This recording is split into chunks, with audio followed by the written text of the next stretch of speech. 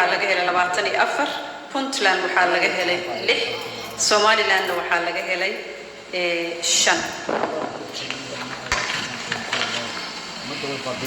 dadka laga helay da'dooda inta u dhaxaysa hadaan kor maro 20 sano iyo ka yar boqolkiiba waxa waaye 6 20 ilaa iyo 39 sano waxa waaye 62 40 ilaa iyo 59 waxa waaye boqolkiiba 20 60 iyo ka weyn boqolkiiba 12 tirada guud ee dadka laga helay wadanka xaaladaha ee coronavirus guud ahaan waxay isugu tagaysaa 1,170 ma jirto dhimasho 24 saac ugu dambeeyay waa alxamdulillah tirada guud ee dhimashada wali waxa waaye taagan tahay 52 waxaa ka bogsooday 5 qofood tirada guud ee bogsootay waxay noqonaysaa 126 ku celcelinayna mar walba laga madaalaayo qof kastana waa waajib saaran inuu ka wacyi geliyo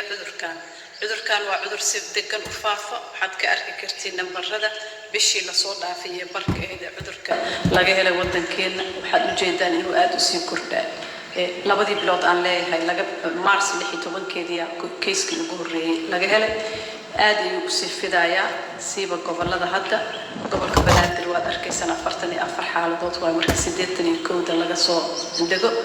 wuxuu u baahan yahay in la xakameeyo in la iska kaashado sidii cudurkan looga wacyi gelin lahaa wacyigelinta waa socotaa dhaqaatiirta culimada maxaa la dhahaa wasaaradda arrimaha wasaaradda caafimaadka wasaaradda informationka kulli bulshada dhan waa isugu tagtay haddana waxaad arkaysaa dhalinyaradii la wacyi gelinayay in iyaga uu aad ugu baahan yahay taas waxa waaye waxaa jira waxyaalo loo baahan yahay in la xoojiyo dhalinyarada waa inay ku feejignaataa inay yihiin dadka hadda aad u khaleero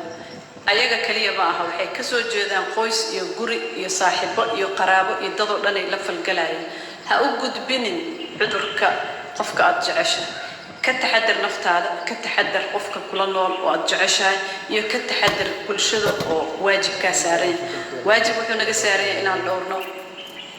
guud ahaan badqabka bulshadeena in dadka waayeelada cudurrada raaga qaba il gooni lagu haayo laga dhowro yani in qof cudurka looga shakisan yahay ama xaaladaha uu yani qatarta gelin kara in laga dhowro in faraha la dhaqdo ugu yaraan 20 second iyo ka badan lagu dhaqo saabuun iyo biyo ama wax allaala wixii disinfect garan kara gacmaha